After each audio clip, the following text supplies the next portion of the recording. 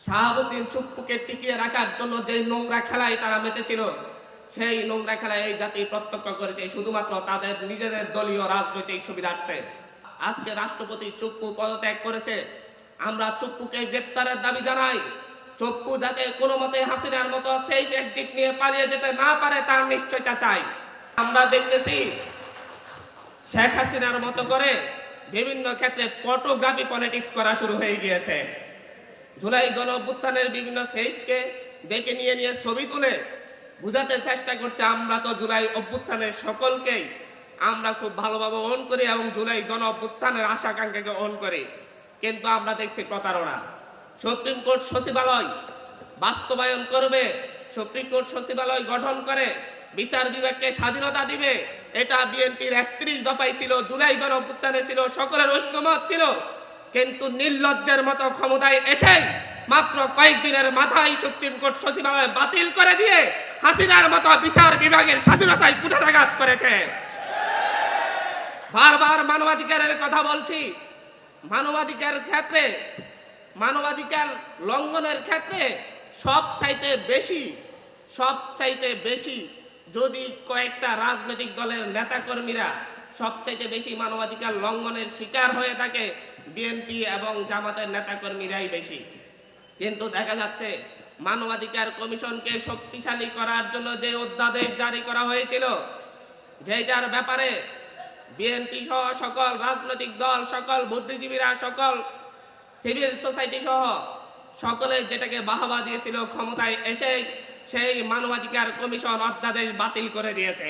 তারা গুম কমিশন অধ্যাদেশ বাতিল করে দিয়ে মূলত তাদের নেতাকর্মীরা যারা গুমের শিকার হয়েছে তাদের সাথেই প্রতারণা করেছে। AKS অর্জন করলো গিনেস ওয়ার্ল্ড রেকর্ডস। AKS তারা গুম কমিশন অধ্যাদেশ বাতিল করে দিয়ে বলে আমরা আরো শক্তিশালী আইন করব। বাহারে যে আইন তৈরি করা হয়েছে সেটা দিয়ে আপাতত চলুক না। আজকে যদি কেউ গুমের শিকার হয় তাহলে বিএনপি সরকারকে দায় নিতে হবে, তার বিচার কোন আইনে হবে সেটা নিশ্চিত করতে হবে, তাদেরকে জবাব দিতে হবে। এখন যে গুম কমিশন অধ্যাদেশ বাতিল করে দিয়ে গুমের বিচারের আইন বাতিল করে দিয়েছেন, যতদিন পর্যন্ত নতুন আইন না হবে ততদিন পর্যন্ত কেউ গুমের শিকার হলে সে কোন আইনে বিচার পাবে? দেশের সাথে মস্কারা করা হচ্ছে, প্রতারণা করা হচ্ছে। তাদের গুম কমিশনের সকল সদস্য 2-3 দিনের মাথায় পদত্যাগ করে মূলত বিএনপি সরকারের মুখোশ উন্মোচন করে দিয়েছে তারা কিভাবে জাতির সাথে প্রতারণা করছে। আমরা গুম কমিশনকে ধন্যবাদ জানাই, তারা শির দ্বারা সোজা রেখে এটার প্রতিবাদে গুম কমিশন থেকে পদত্যাগ করেছে এবং মানবাধিকার কমিশন অধ্যাদেশ বাতিল করার প্রশ্নেও এটার প্রতিবাদও 3 জন মানবাধিকার কমিশনের প্রধান কমিশনার সহ 3 জন, দুদক কমিশনের অধ্যাদেশ বাতিল করার পরে সেই কমিশনের 3 জন কমিশনার পদত্যাগ করেছেন, প্রধান কমিশনার সহ। তারাও সেই দ্বারা খাড়া রেখে তারাও এটার প্রতিবাদ জানিয়েছেন। আসলে আমরা দেখেছি 1996 সালে আন্দোলনের মুখে বিএনপি সরকার তত্ত্বাবধায়ক সরকার ব্যবস্থা চালু করেছিল। 96 সালেও তারা আবার জোরপূর্বক ক্ষমতায় থাকার চেষ্টা করেছিল, কিন্তু এই দেশের জনগণ তাদেরকে থাকতে দেয় নাই।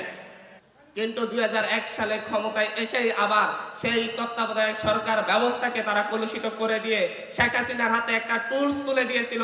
সেই তত্ত্বাবধায়ক সরকার ব্যবস্থা বাতিল করে শেখ হাসিনা দীর্ঘদিন ধরে এই দেশে ফ্যাসিবাদ কায়েম করতে পেরেছে।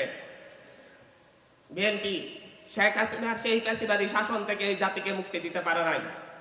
বিরোধী দলের হিসাবে যে কোনো বিরোধী দলের রাজনৈতিক নেতাদের, রাজনৈতিক দলের দায়িত্ব আছে দেশের মানুষের উপর সরকারি দল শোষণ করা শুরু করলে সেই শোষণ থেকে দেশের মানুষকে মুক্ত করা, কিন্তু সেটা বিএনপি 17 বছরও পারে নাই। যখন ছাত্র জনতার অভ্যুত্থানের মধ্য দিয়ে সেই শোষণ ফ্যাসিবাদী অপশাসন থেকে দেশের মানুষ মুক্তি পেল, তখন বের হয়ে বিএনপির শীর্ষ নেতারা রুহুল কবির রিজভী, সালাউদ্দিন আহমেদ, মির্জা ফখরুল ইসলাম আলমগীর সহ সকলেই বলেছেন আমরা ছাত্র জনতার কাছে কৃতজ্ঞ, যাদের নেতৃত্বে এই গণ অভ্যুত্থান সংগঠিত হয়েছে আমরা কৃতজ্ঞ, সারা জীবন মনে রাখবো। আমার মনে হয় জীবনটা শেষ হয়ে গিয়েছে, এখন আর তা মনে নাই। শাহাবুদ্দিন চুপ্পুকে টিকিয়ে রাখার জন্য যে নোংরা খেলায় তারা মেতেছিল, সেই নোংরা খেলা এই জাতি প্রত্যক্ষ করেছে শুধুমাত্র তাদের নিজেদের দলীয় রাজনৈতিক সুবিধার্থে। তারা প্রত্যেকটা রাষ্ট্রের প্রত্যেকটা সংস্থাকে, সাংবিধানিক সংস্থাকে দুর্বল করার জন্য উঠে পড়ে লেগেছে। তারা সেই হাসিনার তৈরি আইনেই ফিরে যেতে স্বাচ্ছন্দ্য বোধ করছে। আমরা আজকে রাষ্ট্রপতি চুপ্পু পদত্যাগ করেছে, আমরা চুপ্পুকে গ্রেপ্তারের দাবি জানাই। চুপ্পু যাতে কোনো মতে হাসিনার মতো সেই এক্সিট নিয়ে পালিয়ে যেতে না পারে তার নিশ্চয়তা চাই। যদি বিএনপি সরকার যদি তা করতে ব্যর্থ হয়, তাদের মনে রাখা উচিত জুলাই একবার আসে না, জুলাই বারবার ঘুরে আসে। এবং প্রত্যেকবারই যখন ঘুরে আসবে, বাংলাদেশ থেকে শ্রীলঙ্কা থেকে বাংলাদেশে এসেছে, বাংলাদেশ থেকে নেপালে গিয়েছে জুলাই, সেই জুলাই ঘুরে ভারতে এসেছে, আবার ঘুরে ফিরে আবার বাংলাদেশ, শ্রীলঙ্কা, নেপাল, পাকিস্তান সব দেশে জুলাই ঘুরে ফিরে আবারও আসবে, আবারও আসবে, আবারও আসবে। এবং সেইবার যেন আপনারা শহীদ প্রেসিডেন্ট জিয়াউর রহমানের রাজনৈতিক দল, বেগম আপসীর নেত্রী বেগম জিয়ার রাজনৈতিক দলের নেতাদেরকে যেন পালাতে না হয়, আমরা সেই দাবি জানাবো, আপনাদেরকে বলবো আপনারা যেন পালাতে না হয়। সেজন্য এক্ষুনি এই রাষ্ট্রের শাসন ব্যবস্থাকে সুশৃঙ্খল করুন। রাষ্ট্রকে পুনর্গঠনের ক্ষেত্রে জাতীয় ঐক্যমত সৃষ্টি করে, জাতীয় একতা ধরে রেখে জুলাই গণঅভ্যুত্থানের পক্ষে, জুলাই সংস্কারের পক্ষে এবং নতুন সাংবিধানিক সংস্কার পরিষদ গঠনের পক্ষে এই দেশের 70% মানুষ যে ভোট দিয়েছে সেই ভোটকে কার্যকর করুন।